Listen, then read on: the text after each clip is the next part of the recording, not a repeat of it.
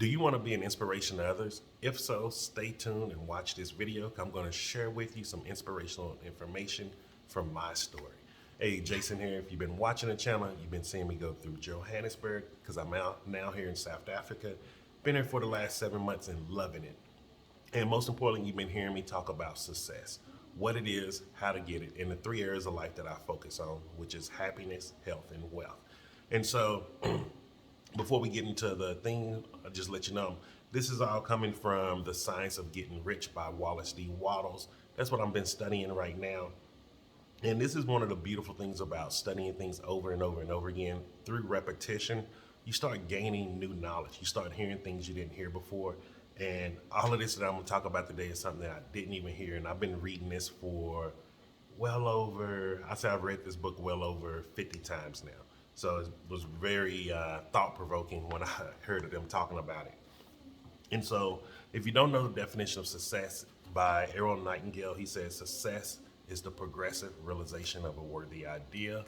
And for me, my worthy ideal is learning to harness my spiritual power, how to use the law of attraction and the universal law of vibration more stronger to start getting the things that I want and desire for my life.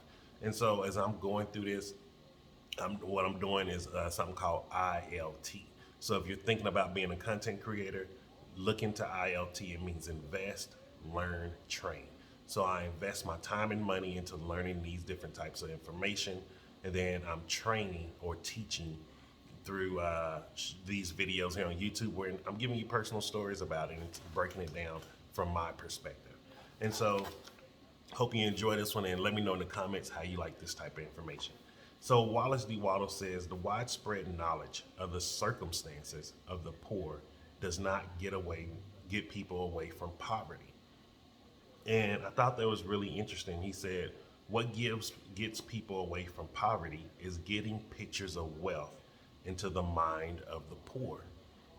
And that was very interesting because from my perspective of growing up, I remember people around me always saying how, oh, I don't have money, I can't afford this. Everything was a circumstance or a reason or an excuse why they couldn't do it. And even if someone was trying to tell me, like, well, what if you do this? There was always a rebuttal, but this, but that. And I thought that was really interesting when I heard Wallace saying this. I was listening to the audiobook today.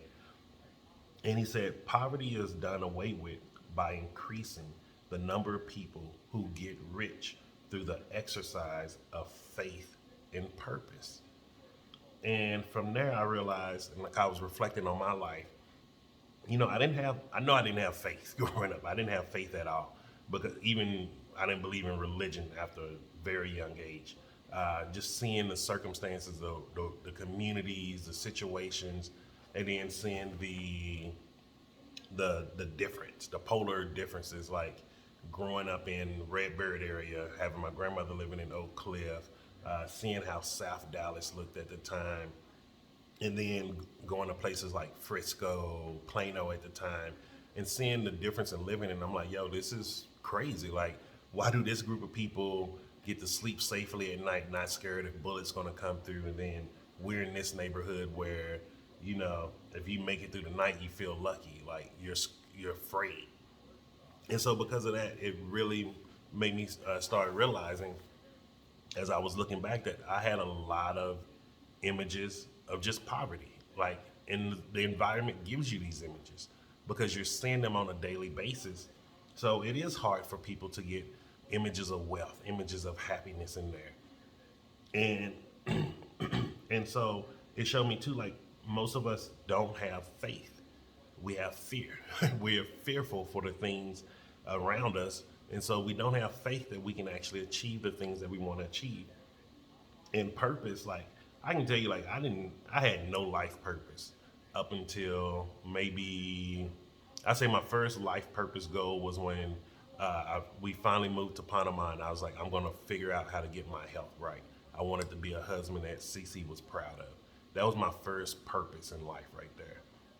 And remember, like, I'm someone who went to the military, I went to the Iraq War. I was still doing all of that without purpose. It was like, yo, I just gotta get out of here. I gotta get out of here, figure out a easier way to make money. And So now that I actually live through faith and purpose, meaning what I mean by faith is like I know I'm going to get where I want to go in life. I know everything that I want is going to come to me when it's supposed to come. Like I know I'm so much closer to being that multimillionaire Jason, who's so much going to be so much closer to being that multi-billionaire Jason. Like I know this thing, so that's the faith that I have, and that's why I do these videos every day because I know it's going to pay off. The universe is going to pay me off for the service that I'm doing, the being vulnerable, sharing my real life stories, really sharing what it is to be a man, like showing the emotional side. And so with that, it really drives my purpose of becoming a more stronger spiritual being in this human experience. And that's something that I really, really value doing.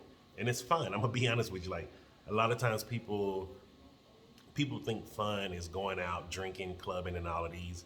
And I tell people like, yo, when I'm studying, like, even though you see the fireplace in the background on YouTube, I still have the audio going. It's just low enough for me to hear, but you can't hear it while I'm recording. And like, this is fun to me. Like studying this stuff, getting better is fun. And like, I'm gonna share with you how fun it is. Like right now, when I finish going through this. And so he says, then the poor does not need charity, which was always interesting to me. Because if you listen to any rich or wealthy people, especially if you go to seminars, they talk about how charity is not good for people at all. It doesn't mean they don't have charitable contributions, but they say being charitable, like just giving charity, is not good for people.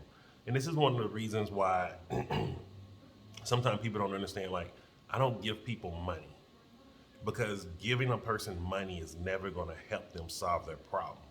The problem in the beginning was they didn't know how to manage money.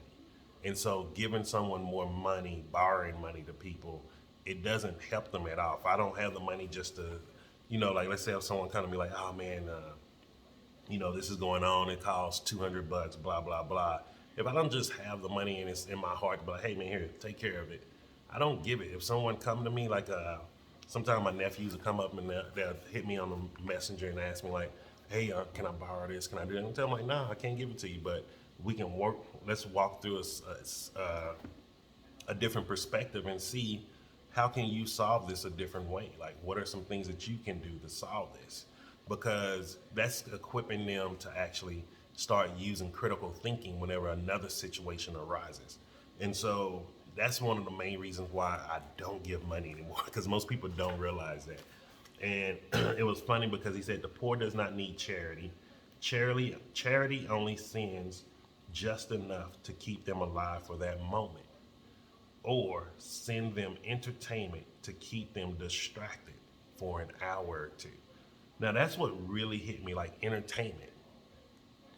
And it made me start really thinking like, what does fun mean? Because the images that I used to have in my head of going to have fun was drinking, going to clubs, chasing after women, going shooting guns, things like that, maybe hunting, playing with a bow and arrow, like playing video games. All of these things, and I'm not saying they don't bring enjoyment to people's lives, but why do we consider just those things fun? Why we don't consider learning how to make an LLC, learning how to do a trust for your family, learning how to start getting rich, like learning how to build a business, how to scale businesses, learning how to do real estate, learning how to be a chef, learning practical skills. Why our society don't consider those things fun? Things that can actually lift us up. Why actually teaching people positive mental attitude and positive psychology, why are those things not fun? They're shunned upon it. Even if you look at movies, if you watch movies where they're talking about, they always usually make a pun or a joke at professional development. Yes, yes, yes, like we're a cult. However, why isn't that considered fun, telling someone that they can do what they want to do in this world? They can be what they want to be. And then from there, it started really making me think about it. This modern world we live in is a system of slavery. And I don't mean that in a negative way, and it doesn't mean the people who are in charge now are the ones that's trying to enslave us. However, they are keeping systems that was systematic slavery in place, whether they're aware of it or not. They may be doing the best that they can do. And so we can't expect the system or society to save us we have to start changing the way we think. We have to start changing the images we allow in our head, start putting in the images that we want in our head. And that was the key word, want. And so with that, he ended, Wallace D. Wallace ended with, what the poor need is inspiration that helps pull them out of their situation. And that really, really hit home, because I can say for me, that all of this made sense for me when all those years I was just wanting to lose weight. I wanted to get healthier. And I was just hoping that some charitable good would come, some doctor can give it to me, some personal trainer or some pill's gonna come. And what it actually took was seeing a video of a disabled veteran who did DDP yoga. His name was Arthur. Watching his video, it inspired me to do more and push myself more. And from that, I pulled myself out of that sickness, that person who was well over 300 plus kilograms, on his deathbed. And once I got that inspiration, I wanted to be better. I wanted to do more. And when I realized I wanted, instead of I kept feeling like I needed it, I started getting it. And that's why I want to share this story with you. So for me, I wear a size 13 American. That's 12 and a half here if you're in South Africa. With meaning, there's not many places I can buy shoes. I don't have many places in the world outside the US and the UK that I can buy shoes. And so my shoes it was time to get some new ones. They wear out pretty quick. And so I kept saying, last month, I was like, I want some shoes. I want. And then even sometimes I would catch myself like, oh man, I need some new shoes. I'd be like, no, I want. And I kept doing a positive mental reprogramming of saying that I want. And funny story, yesterday something just told me to go into Techie Town, right up the street. Don't go there, be honest with you. And so when I went there, the guy was like, hey man, if you go upstairs, we got more shoes there. And they got some bigger sizes. And so tell me why I found tons of my size there. And they were cheap, yo. So I ended up buying 3 pairs of shoes for 1,200 rand. We're talking about very affordable, not prices. I can't even get one shoe for 1,200 rand in the US. I'm gonna spend well over almost about 2,000 rand, with a little over about $120. So to get 3 pair of shoes, Pumas, I got Pumas, Under Armour, and a pair of New Balance. And I was like, yo, I'm so happy and grateful. And it came from me telling the universe what I wanted instead of asking for it.